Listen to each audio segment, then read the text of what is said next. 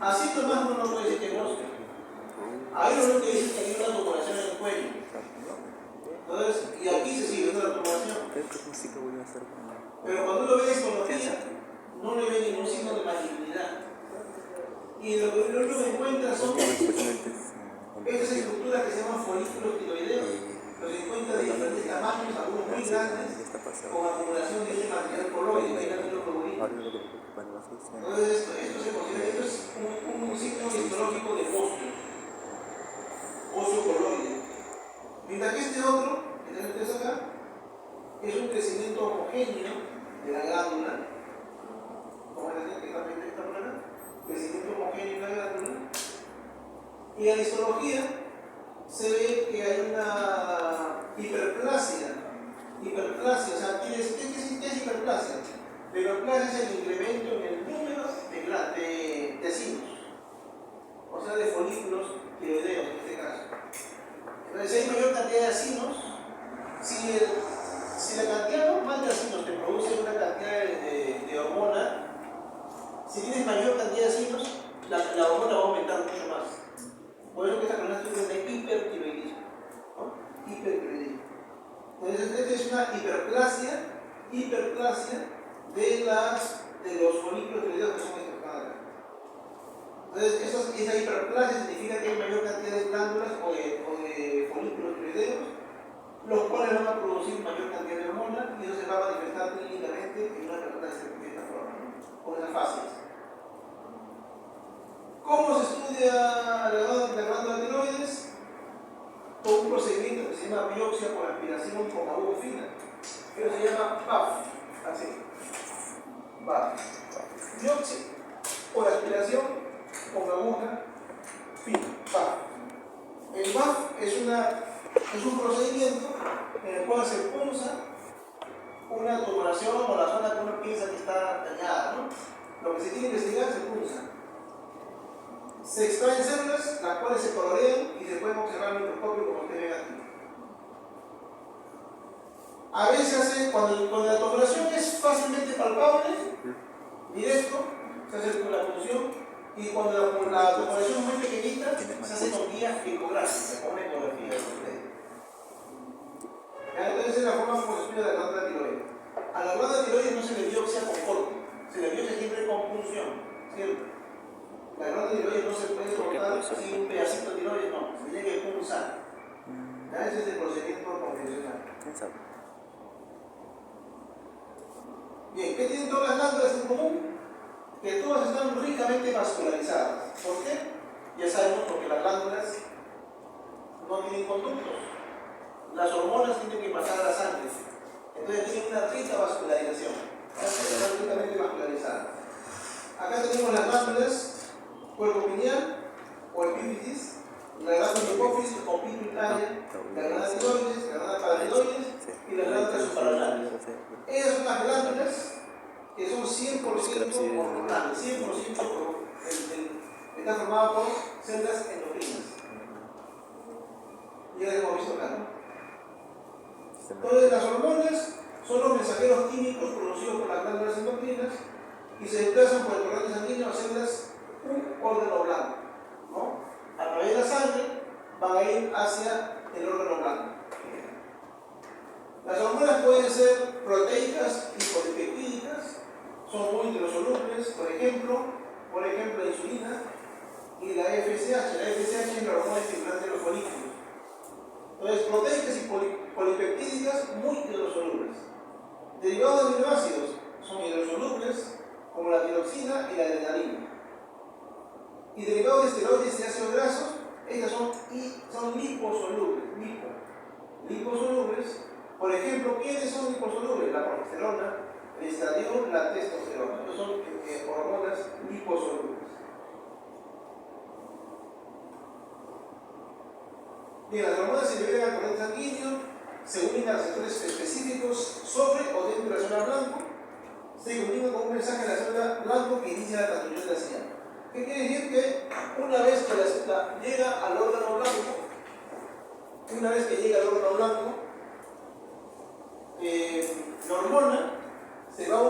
hormona se va a unir a un receptor. y se va a formar un complejo hormona-receptor. Tiene que tener un receptor específico. Pero la hormona se tiene, para que pueda ejercer su acción, la hormona no es que entra a la célula y produce su acción, no. Tiene que unirse a un receptor previamente. Una vez que se une a su receptor, recién va a producir los efectos, ¿no? ¿Qué va a originar? Se comunica un mensaje a la célula blanco y dice la transducción de la señal en una reacción química. El complejo hormona-receptor se transloca al núcleo que se une al DNA, cerca de un sitio promotor y en consecuencia estimula la transcripción genética. Entonces, lo mismo que ustedes han visto cuando se habla del ARN mensajero, ¿no? El ARN mensajero va al núcleo, copia la información genética, ¿no? Y luego el ARN mensajero sale del núcleo y va hacia el citoplasma y transcribe la información genética para que una ribosoma sintetice la proteína. Entonces, ese proceso de transducción y transcripción se da también a nivel de las hormonas. Es un proceso semejante. Pero en lugar de hacer el ARN mensajero, lo hace el complejo hormona-receptor, ¿no? Que estimulan la transducción y la transcripción, ¿no? ¿Para qué? Para que a través de estos ribosomas estimulen o se empieza a producir la sustancia específica que quiere la hormona. Ahora, ni la hormona ni el receptor solos pueden iniciar la respuesta en el cerebro humano. La hormona, para que haga efecto, tiene que tener receptor. Si no hay receptor, no se produce el efecto, ¿no? Esos son muchos los problemas que ocurren en la diabetes, ¿no? Uno de los problemas que ocurren en la diabetes es que la insulina llega transportando la glucosa, pero no hay un receptor en la membrana del celular que lo pueda hacer ingresar, ¿no? Es un mecanismo también. No la van a ver seguramente después en otros cursos. Bien, hay diferentes tipos de secreción. Tenemos secreción autocrina, cuando la célula secreta un mensajero químico para que actúe sus propios receptores. Secreción paracrina, secreción de mensajeros químicos para que actúen en células adyacentes. Para significa adyacente. Secreción endocrina, que es donde estamos ahora. Secreción de mensajeros químicos, que son hormonas, van al torrente sanguíneo para que actúen en tejidos distantes. Y la secreción sináptica, que es comunicación mediante una relación estructural directa entre las células a través de las sinapsis, ¿no? Bueno, nosotros estamos hablando ahora de secreción endocrina. Los mensajeros químicos tenemos aquí 4 grupos: derivados de aminoácidos, las adrenalina, noradrenalina, tiroxina, péptidos pequeños, encefalina, vasopresina, etc. Las proteínas, insulina, hormona de crecimiento para la hormona, y esteroides, cortisol, progesterona, estradiol, testosterona. Ya, vamos por acá.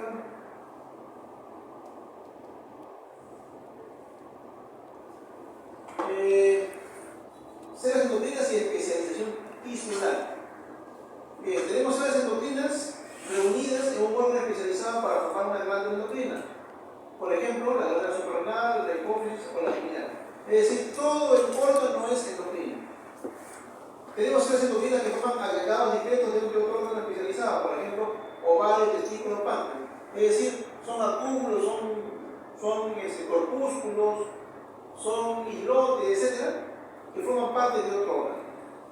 O tenemos células endocrinas dispersas entre células en tejidos epiteliales, tanto digestivo y tanto respiratorio, que ya lo que hemos visto, ¿no? Para repetir un poquito.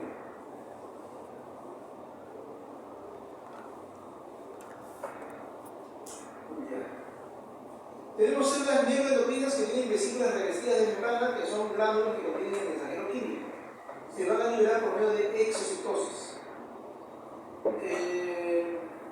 Los tejidos endocrinos están lógicamente vascularizados, facilitan la rápida diseminación de los productos del torrente sanguíneo. Tenemos mensajeros autocrinos y paracrinos que no entran al torrente sanguíneo, actúan sobre receptores de células locales. Y tenemos mensajeros endocrinos, actúan de forma relativamente lenta, difunden al torrente sanguíneo, llegan a una hormona diana y entran a la célula diana. Vamos por acá. Bien, vamos entonces a empezar con las glándulas endocrinas. ¿Ya? Glándulas endocrinas. La primera glándula endocrina que vamos a ver es la glándula hipófisis o pituitaria. La glándula hipófisis o pituitaria, vamos a ver esto por acá.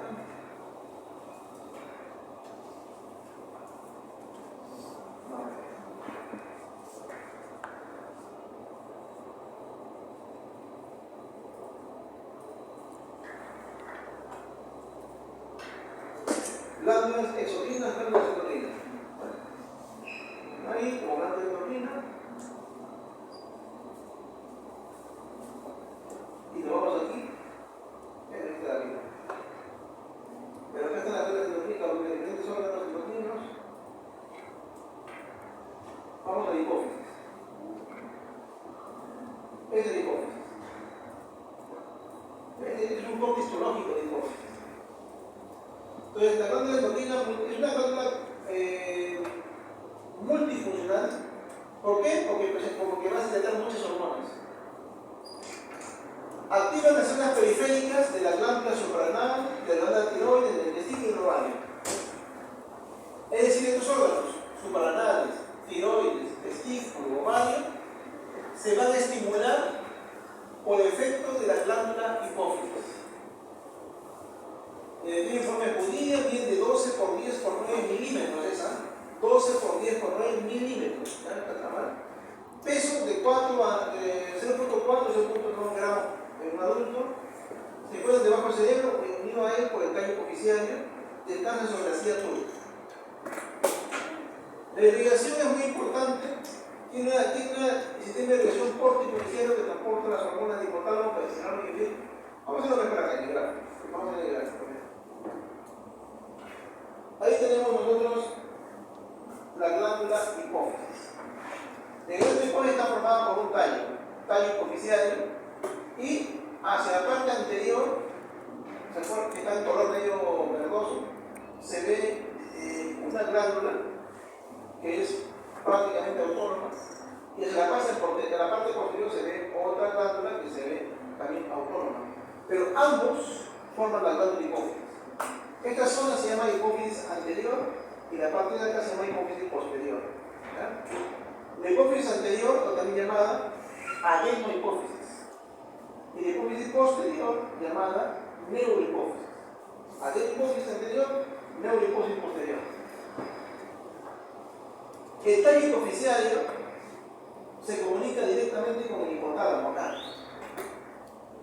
En el hipotálamo se encuentran cuerpos neuronales, cuerpos de neuronas, que van a tener la función de producir hormonas. Son neuronas, pero que producen hormonas. Y estos cuerpos neuronales van a tener axones. Los axones se van a prolongar a través del tallo hipofisiario, mírenlo, acá, hasta la neurohipófisis, que es la parte posterior. Entonces, el cuerpo neuronal por acá y sus axones van a llegar hasta la neurohipófisis, que es la hipófisis posterior, acá atrás. En esta zona se produce la hormona y a través de los axones llega la hormona a la neurohipófisis. ¿Qué hormonas se van a producir? A nivel de la neurohipófisis vamos a tener básicamente dos hormonas. ¿Ya? Vamos a tener a la hormona antidiurética, o también lo llamada vasopresina, que va a hacer su efecto a nivel de los túbulos colectores del riñón. ¿Ya? Esa es la hormona antidiurética, que va a hacer su efecto, repito, a nivel de los túbulos colectores del riñón. ¿Para qué? Para retener el agua. Esa es una hormona que se encarga de retener agua para que no nos deshidratemos. Esa es una de las hormona antidiurética o vasopresina. Y la otra hormona, aquí está, oxitocina. La oxitocina es la otra hormona que tiene básicamente dos funciones. Es una hormona que produce contracción muscular. A nivel del útero va a hacer que se contraiga el miometrio. Después, estimula el trabajo de parto. El trabajo de parto se va a estimular cuando hay contracciones uterinas. ¿Y qué le estimula? La oxitocina, que se produce a nivel de la neurohipófisis.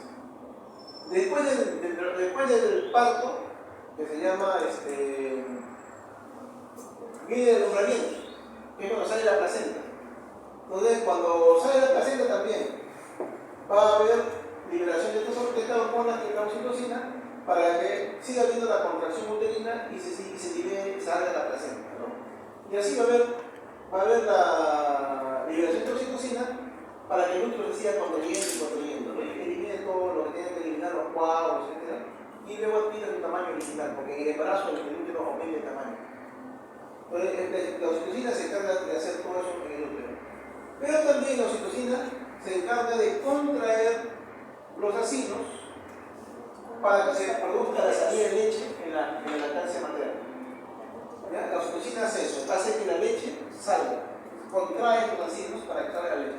Es una hormona que estimula la contracción del músculo liso. Entonces, a nivel del endometrio y a nivel de la glándula mamaria. A nivel de la glándula mamaria para que la leche salga. Esas son las dos hormonas que se producen a nivel de la neurohipófisis. ¿Ya? Y luego hacia adelante tenemos en verde la adenohipófisis o hipófisis anterior. Aquí sí vamos a tener varias hormonas que van a tener su efecto en diferentes órganos. Por ejemplo, vamos a ver aquí las glándulas suprarrenales.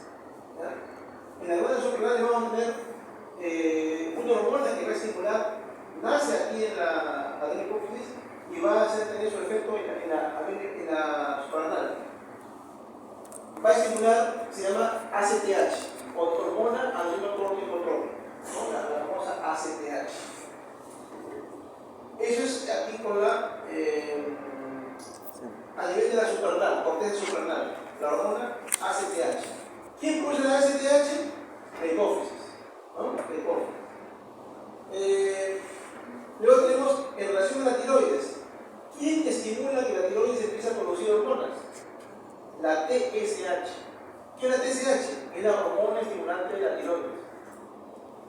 ¿Quién estimula para que tanto los testículos como los ovarios produzcan hormonas? La FSH. Y también la LH. Muy bien. Pero la FSH, que es la hormona estimulante de los folículos, y la LH, que es la hormona luteinizante. Esas dos hormonas todas son producidas en la adenohipófisis. Y todas estas hormonas que he mencionado, la ACTH, TSH, FSH y LH, todas ellas son producidas por unas células que se llaman basófilas. Unas células basófilas que están en la glándulas tiroides. Y vamos a ver también unas células que se llaman acidófilas, que van a producir también un par de hormonas aquí. Tenemos por un lado la prolactina. La prolactina es una hormona que se encarga de estimular que la glándula mamaria forme leche. ¿Ya? No confundir con oxitocina. La oxitocina contrae a la glándula para que la leche salga, produce contracción. Mientras que la prolactina lo que hace es que los acinos mamarios formen la leche. Eso es la prolactina. Luego tenemos la hormona de crecimiento. La hormona de crecimiento va a actuar en diferentes lugares. Va a actuar a nivel del tejido adiposo, va a actuar a nivel del músculo, a nivel de los huesos, ¿no? Para que haya desarrollo del cuerpo, ¿no? O sea, la hormona del crecimiento, ¿no? La hormona del crecimiento. Entonces, esas son todas las hormonas que se producen a nivel de la hipófisis. Hay algunas que se producen a nivel de la adenohipófisis y otras que se producen, solamente dos que se producen a nivel de la neurohipófisis. Pero ojo, que las que se producen en la neurohipófisis en realidad vienen de arriba, vienen de los cuerpos neuronales que se encuentran en el hipotálamo.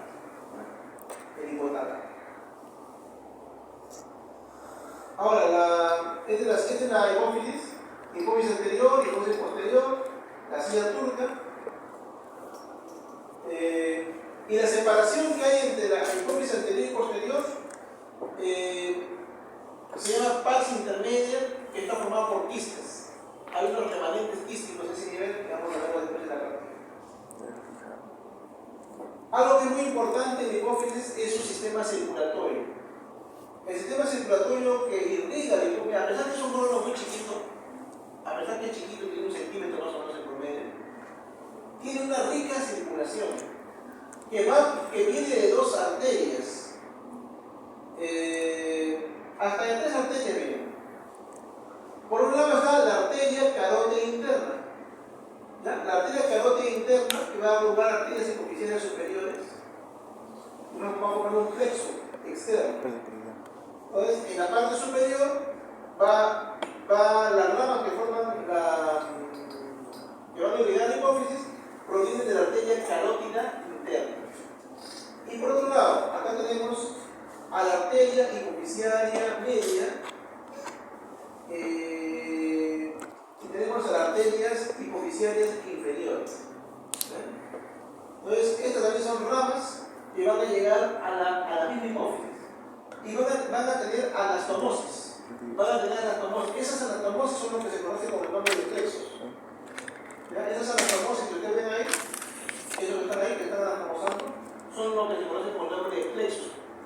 La hipófisis requiere mucha, pero mucha irrigación sanguínea. Por eso que tiene todas estas arterias que la están nutriendo, ¿no? Ramas de la arteria carótida interna, arteria hipoficiaria media y arterias hipoficiarias inferiores, formando esto que se conoce como plexos. Este cubito. Bien, la hipófisis en realidad tiene hasta 1, 3, 4 tipos de células. Pero los diferentes tipos de células no las podemos diferenciar con hematoxilina de eosina. Son células muy específicas y habría que hacerle pruebas de inmunistoquímica para poder diferenciarlas. Entonces, con HE no se pueden diferenciar por estas células. Tenemos células que son somatotropas, células galactotropas, corticotrópicas, monotropas. Ahí están sus características. Pero, repito, con la correlación convencional de hematoxilina y eosina, no vamos a ver todos los 4 tipos de células. No tienen la capacidad de correlarse.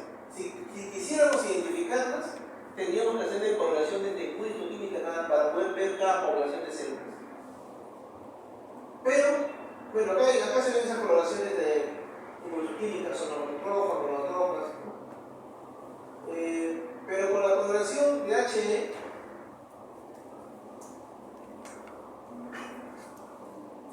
nosotros podemos diferenciar 3 tipos de células. Las células acidófilas, acidófila, la célula basófila y la cromófora. Las acidófilas son células que se tiñen con colorantes ácidos, o sea, se van a teñir de un color rosado. Las basófilas se tiñen un citoplasma con colorantes básicos, se van a teñir de un color azulado. Y las cromóforas no se tiñen. Cromo, fobo. Fobo es fobia, ¿no? Entonces, estas cromóforas no se colorean con el colorante de hematoxilina y eosina. O sea, con HE, con hematoxilina y eosina, vamos a ver los 3 tipos de células. Acidófilas, que se tienen rosadas, basófilas, que se tienen moradas, y las cromóforas que no tienen coloración, son transparentes. Esas sí vamos a ver con HE. Las otras 4, que son las más específicas, que son estas, no las podemos ver en HE. Si quisiéramos verlas, tendríamos que aplicar técnicas de inmunistoquímica.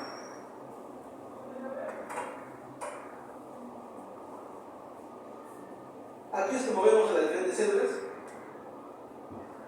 lo podemos ver mejor acá. A ver, por ejemplo aquí.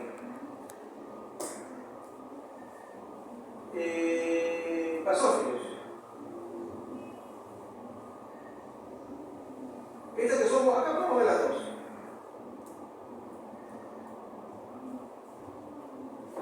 Bien, entonces ahí podemos ver 2.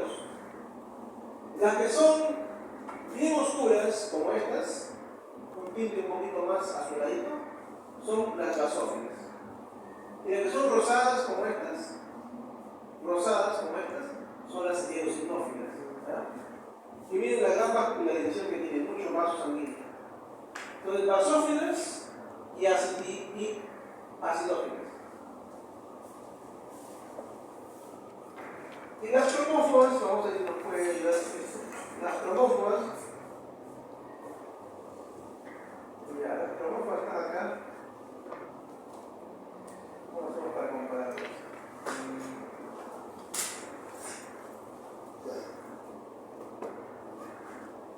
Acá.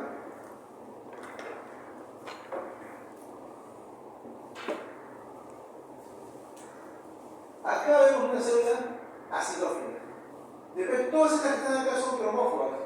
El citoplasma, miren, el citoplasma no se pinta casi nada, es pálido. El núcleo sí se pinta, porque es núcleo, pero el citoplasma es el que no se pinta. ¿No? Entonces, acá como esto, así como esta es basófila, este es basófila. Y después todas las que ustedes ven ahí, todas estas, que se pinta el núcleo, pero no se pinta el citoplasma o el citoplasma muy pálido, ellas son cromóforas. Y esta que está aquí solita, acá tienen esta que será. Ella es acidófila. ¿Ya? Acidófila, basófila y cromófora. Esos son los tres tipos de células que se pueden ver en la glándula hipófisis con la formación de hematoxilina eosina.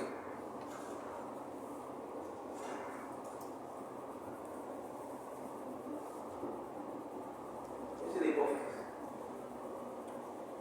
En la hipófisis, y eso se ve en la hipófisis anterior. ¿Ya? La hipófisis anterior. Ahora, la hipófisis posterior, también llamada neurohipófisis, está formada por prolongaciones axónicas neuronales situadas en los núcleos supraópticos y paraventriculares del hipotálamo, junto con sus neuronas denominados fibrocitos. Los axones terminan en la hipófisis posterior junto a una abundante red de vasos capilares. Es una continuación de la región del hipotálamo del cerebro hacia el tallo hipofisiario y hacia atrás. ¿Qué secretan? Oxitocina y hormona antidiurética que llamada vasopresina. Y aquí la vamos a ver. Esta es la hipófisis posterior, también llamada neurohipófisis. Es un tejido más parecido al tejido nervioso, que se llama neurohipófisis. Lo que se va a observar son axones. ¿Ya? Esto, por ejemplo, este material que ustedes ven aquí. Bueno, son axones, van a verlos ahí. Los depósitos de hormonas se van a ver de esta forma, así. Y estas son las que son así alargaditas. Estos núcleos celulares que se llaman alargaditos se llaman pituicitos. Los pituicitos son los equivalentes a los ostrocitos. Le proporcionan sostén a este tejido. Ya, por acá solamente hay axones. ¿Ya? Axones, la hormona, que se ve así de esta forma, los depósitos hormonales, y los pituicitos. Esas son las características que vamos a encontrar en la neurohipófisis, la hipófisis posterior.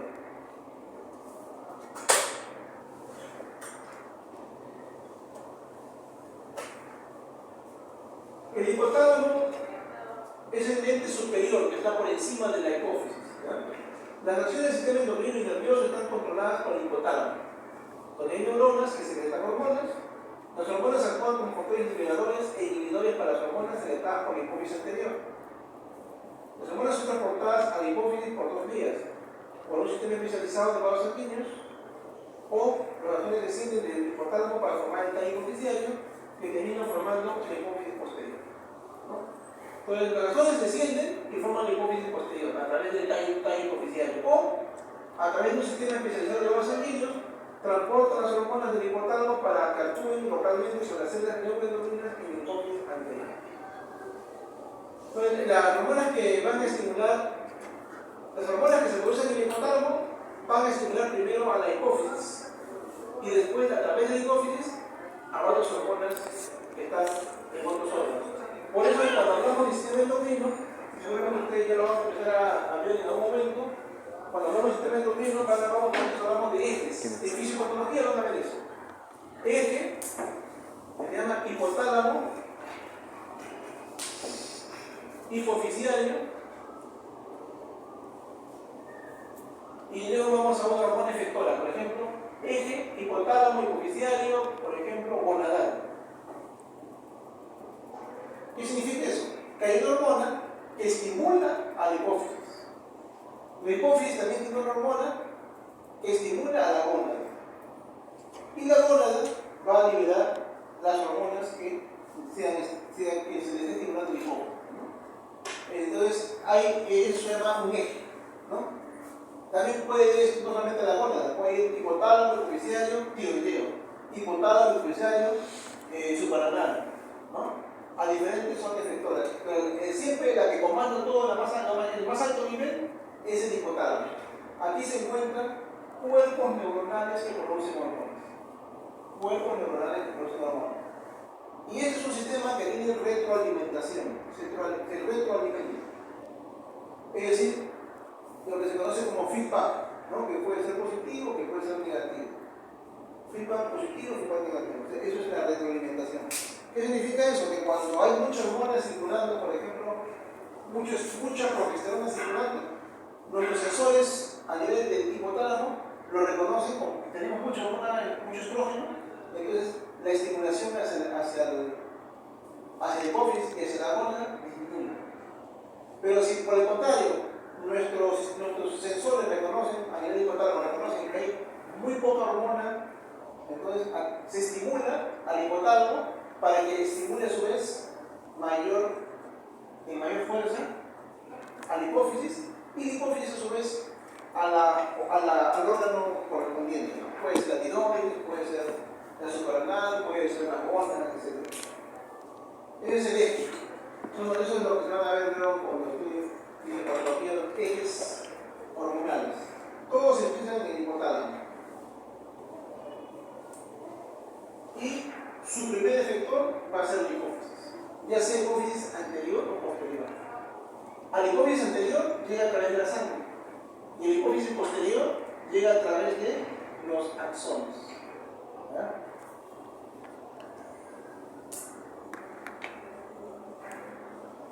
Bien, pues cambiamos de glándula. La otra glándula que vamos a ver es la glándula pineal o epífisis. Está situada inmediatamente por debajo del extremo posterior del cuerpo calloso, forma una estructura cónica aplanada, tiene 6 a 10 milímetros de longitud por 5 a 6 metros de ancho, está cubierta por la leptomeninges, constituida por lobulillos y células especializadas, separada por cavillas que contienen nervios no minimizados y vasos sanguíneos. ¿Qué produce la glándula pineal? La famosa hormona conocida como hormona del sueño, que es la melatonina, ¿no? Es la que está abundante en este momento. Entonces, la melatonina es la hormona que permite que la persona adquiera un ritmo circadiano, un ritmo del sueño. Entonces, la melatonina aquí la produce a nivel de epífisis. Tenemos células a nivel de epífisis que son los pinealocitos y las células gliales. Los pinealocitos son las que producen la melatonina. Pinealocitos, ahí está. Pinealocitos. Esta glándula epífisis con los años involuciona y se calcifica. Generalmente a los 8 años ya está calcificada, generalmente. Otra glándula que tenemos es la glándula tiroides, que es la que sufre mayor cantidad de patologías, la glándula tiroides. Procede de una proyección descendente del endodermo que se origina cerca de la raíz de la lengua, llamado conducto tiroglósico. Entonces, de la base de la lengua, raíz de la lengua, de ahí nace una prolongación que va a bajar hasta la zona cervical. Eso nos va a dar lugar este conducto tiroglósico, es lo que va a dar lugar a la glándula tiroides. Está formado como lóbulos unidos por una porción central llamado istmo, ¿no? Pesan de 15 a 20 gramos. Está envuelta con una delgada cápsula de colágeno a partir de la cual penetran tabiques en el parénquima que dividen los glóbulos irregulares.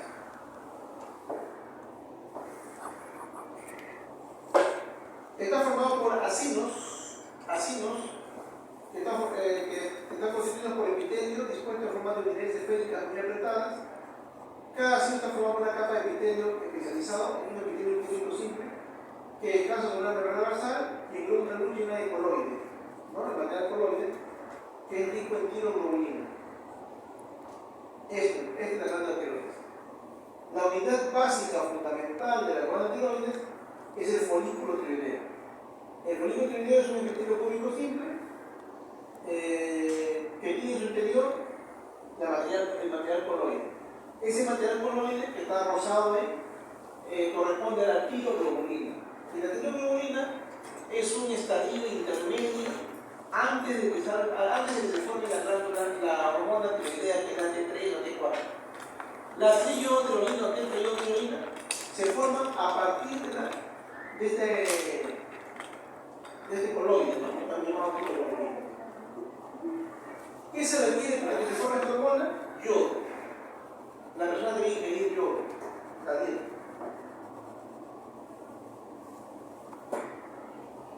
Profesor, una pregunta. ¿Por qué se le manda a veces a la paciente la T4 y la T3 en sangre?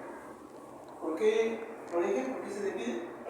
Examen de laboratorio de la T3 y la T4. No, la tiroides, la glándulas tiroides produce sus hormonas. Produce la T3 y la T4. La T3 es la triiotironina y la T4 la tetraiotironina. Son las hormonas tiroideas que necesitan yodo. Por eso se llaman triiotironina.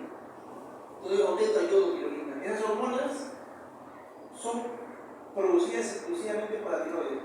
Cuando uno quiere estudiar si la glándula tiroides está produciendo su adecuada concentración de hormonas, le pide en sangre T3 o T4. Pero además tiene que pedirle la TSH.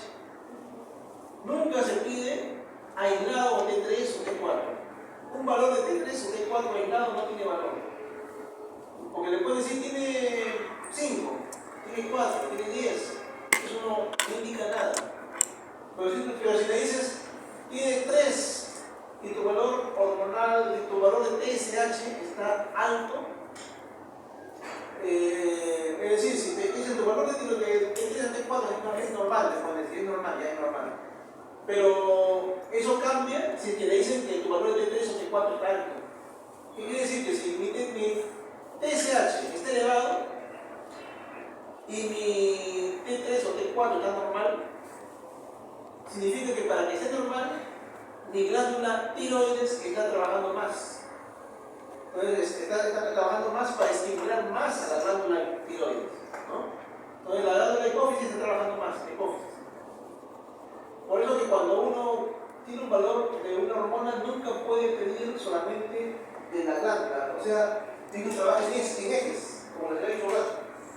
Entonces, cuando uno quiere estudiar una glándula, nada más no pide esto. Tiene que pedir esto y tiene que pedir esto. Los dos valores tiene que pedir. Para que tenga validez. Si yo nada más pido estrógeno, nada más pido progesterona y no tengo el valor de la FSH o de la LH, no tengo esto, no tiene validez. Si yo nada más pido el valor de la T3 o T4 y no tengo el valor de la TSH, entonces tampoco tiene validez. Lo que quiero decir es que siempre se tienen que pedir ambos valores, porque ambos están en simbiosis.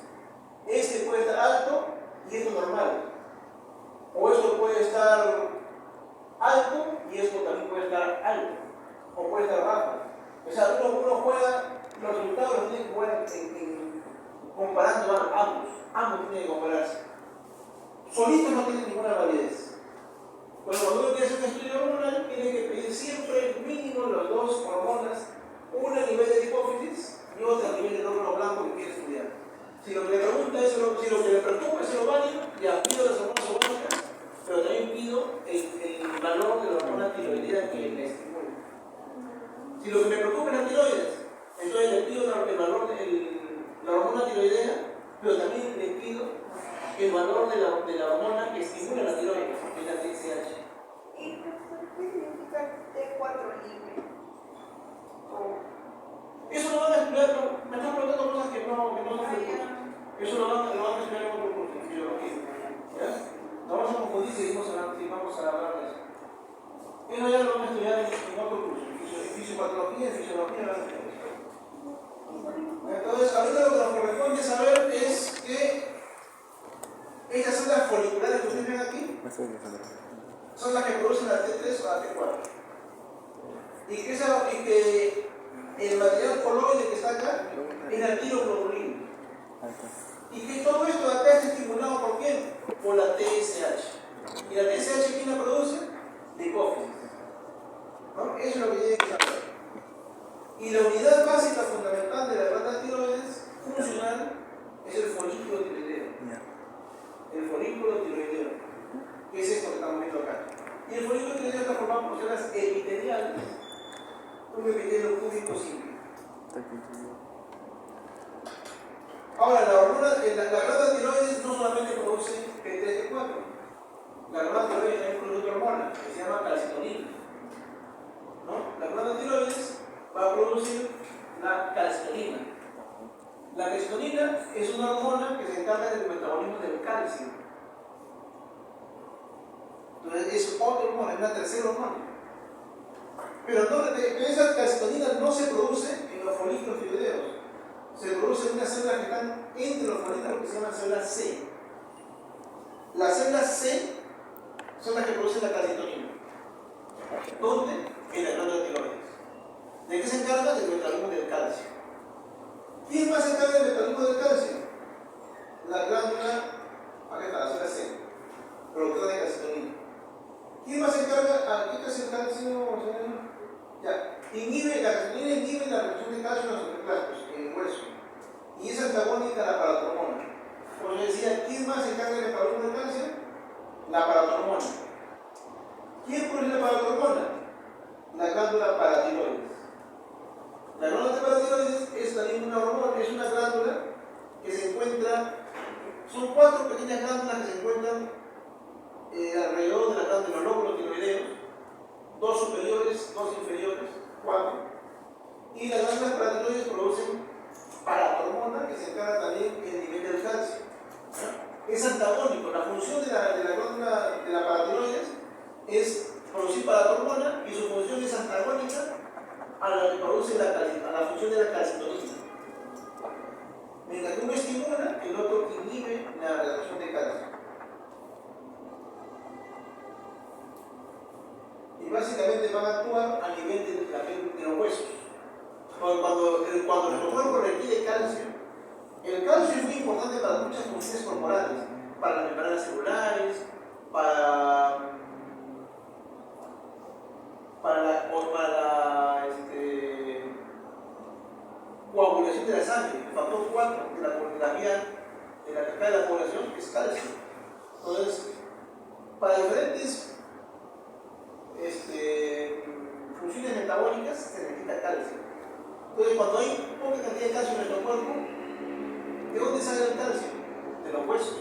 El hueso es el principal reservorio de calcio en nuestro cuerpo. ¿Y quién libera el calcio? Los osteoclastos. ¿Y quién le ordena o le inhibe al osteoclasto que saque más o menos calcio de los huesos? Estas 2 hormonas, la paratormona y la calcitonina.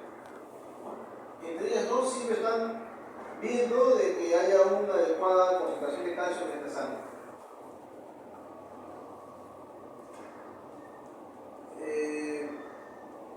En la glándula paratiroides vamos a encontrar adipocitos, vamos a encontrar las células principales, que son las células más importantes, y vamos a encontrar células oxifílicas.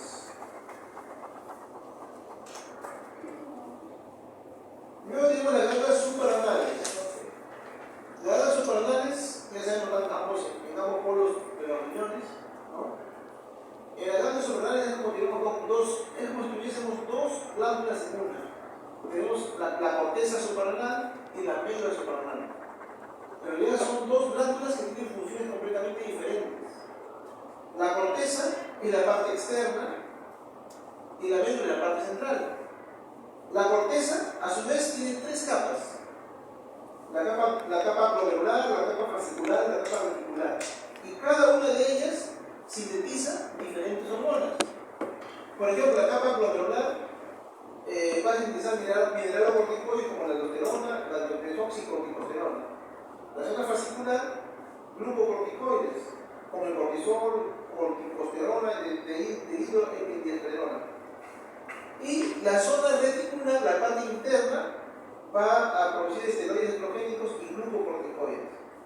Eso es la capa superficial, que es la corteza suprarrenal. Y la zona central, que es la médula, va a tener unas células que son muy características, que son las células cromafines, y lo que van a sintetizar es esto: adrenalina, noradrenalina, ¿no? Y sus derivados. ¿no? La derivada de la adrenalina o no la adrenalina, o epinefrina, también se conoce, ¿no? ¿Y quién la produce esto? Lo producen las células cromafinas. Parecía, pero qué basura, ¿por qué papel blanco? Ya, vamos a ver. Vamos a ver por acá. Bien, luego vamos a ver el páncreas. El páncreas ya es un órgano mixto, tiene componente glandular, exocrino y tiene componente endocrino. El componente endocrino son las células o los islotes de Langerhans, que vamos a ver acá, los islotes de Langerhans, ¿no? Esa es la parte endocrina. Son agrupaciones redondeadas, rodeadas por el componente exocrino, son más numerosos en la cola. El páncreas tiene un cuerpo, tiene cabeza, cuello, cuerpo y cola. Todo tiene el páncreas. ¿Dónde mayor cantidad de islotes de Langerhans? En la cola, ¿no?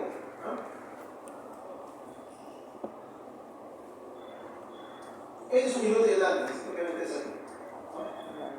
Es lo que está ahí, es un islote de Langerhans. Y estos islotes de Langerhans, ahí, lo que se está haciendo. A mayor aumento es esto. Aumento mediano, a mayor aumento es eso. Estas que están aquí son las células endocrinas. Estas que están aquí. Estas que están acá son las células endocrinas. Y los que están por fuera son células exocrinas. Estas son exocrinas y ese es el componente endocrino. Son los islotes de Langerhans. Ahí se encuentran células que se encargan del metabolismo de la glucosa, que son el glucagón y la que van a producir glucagón y la insulina, ¿no? Las células alfa, las células beta, que están acá. Pero igualmente no se pueden diferenciar, no se puede saber cuál es alfa, cuál es beta. O sea, con mi correlación H, yo no puedo saber cuál es alfa, cuál es beta. Para poder saber, tendría que hacer una correlación de ningún insulina. Pues las células que se encuentran en la glándola son estas que están acá. Las células beta, que son las que secretan insulina, son las más abundantes. Las células alfa, el 20%, o sea, no la segunda, producen el glucagón. Las somatostatina es producida por las células delta.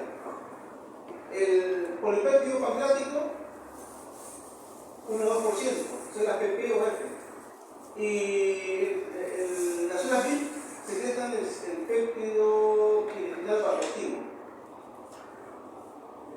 Acá tenemos, por ejemplo, el páncreas, que ha sido coloreado con dos coloraciones diferentes. Una coloración para glucagón y una coloración para insulina. Entonces, ¿quién produce glucagón?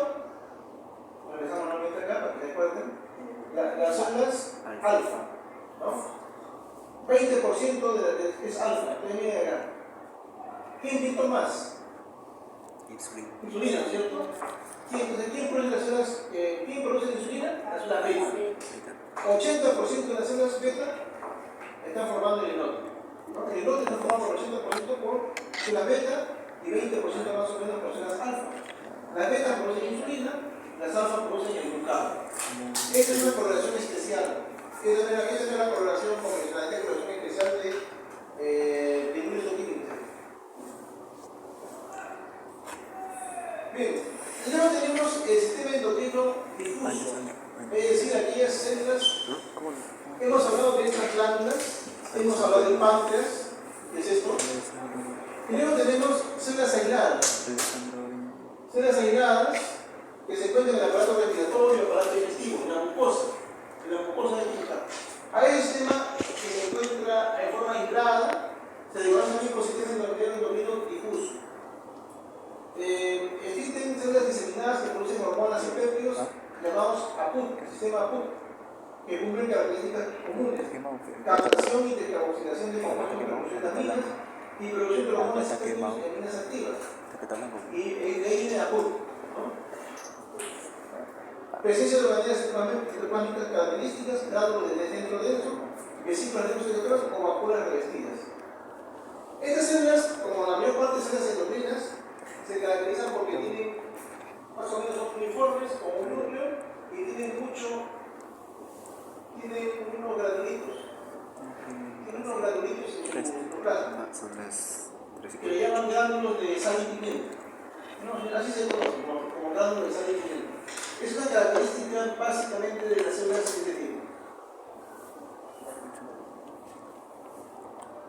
Hay células que están asociadas al tracto digestivo, como ya hemos dicho, y células que están asociadas al tracto respiratorio, ¿no?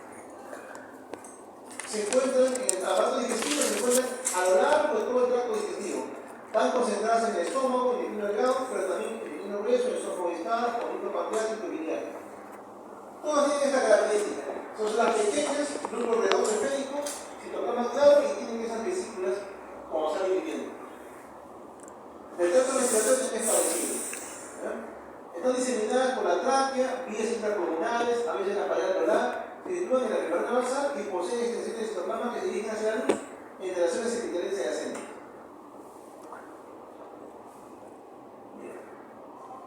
Esas son las células que corresponden al sistema APUT. Cuando hablamos del sistema APUT, entonces estamos hablando de células endocrinas difusas o neuroendocrinas, también se le conoce, que están en la mucosa del aparato respiratorio y mucosa del aparato digestivo. Eso es APUT.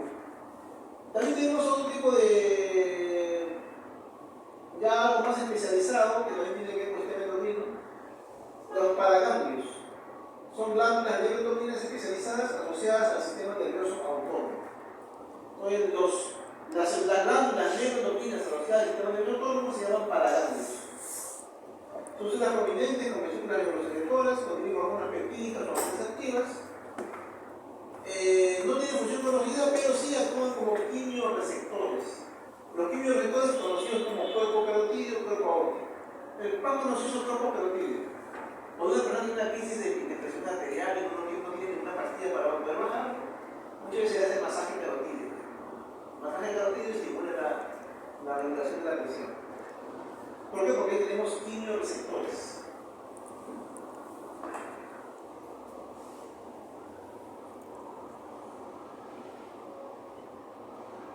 Están inervadas por medio simpático y parasimpático, por eso que estamos hablando de que son asociadas al sistema nervioso autónomo, los paraganglios.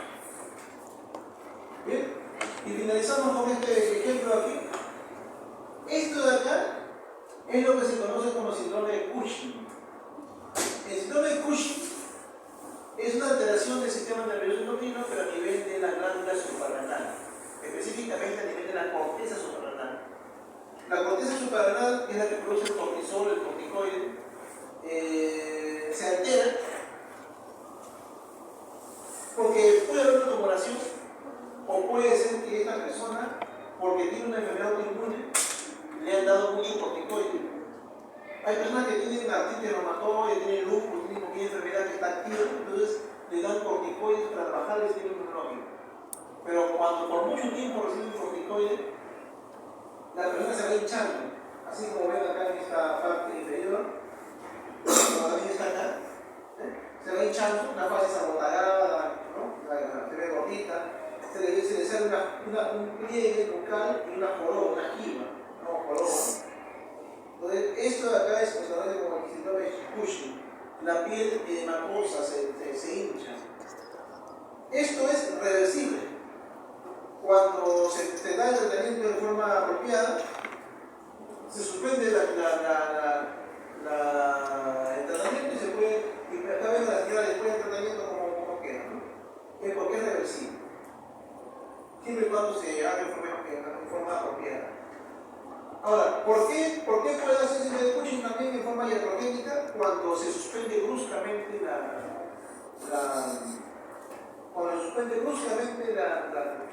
ingesta de corticoides? Las personas que reciben corticoides no pueden, por ejemplo, está tomando un miligramo o no sé, cualquier dosis todos los días, por 6 meses. Uno no le puede suspender bruscamente, a mañana ya no toma nada. Si uno le pone eso, hay un efecto rebote y hay problemas con el sistema endocrino a nivel de las glándulas suprarrenales. Cuando la persona toma corticoides, la suspensión de la droga tiene que ser en forma escalonada, va disminuyendo. Si estaba tomando 10 miligramos diarios, se le baja a 7, a 6 en la primera semana, a 5 la segunda semana, a 3 miligramos hasta que al final se suspende. En forma escalonada se va bajando. Nunca se suspende bruscamente los pacientes que están tomando corticoides. Y ese es uno de los primeros problemas que tenemos con los pacientes que se automedican, ¿no? Los pacientes que se automedican muchas veces escuchan que con el corticoide se le baja rápidamente el dolor, se desinflama y empiezan a tomar una semana, 2 semanas corticoides y después lo suspenden bruscamente. Y cuando lo suspenden bruscamente ya hay una tormenta, un malestar severo que puede terminar en síndrome de suicidio. A veces también los médicos que no están pasando sus cursos sin estudiar, llegan a ser médicos, también hacen lo mismo. Entonces, hay que tener mucho cuidado con esas cosas, ¿no? Entonces, eso lo vamos a ver, el resto de cosas las vamos a ver en la parte práctica.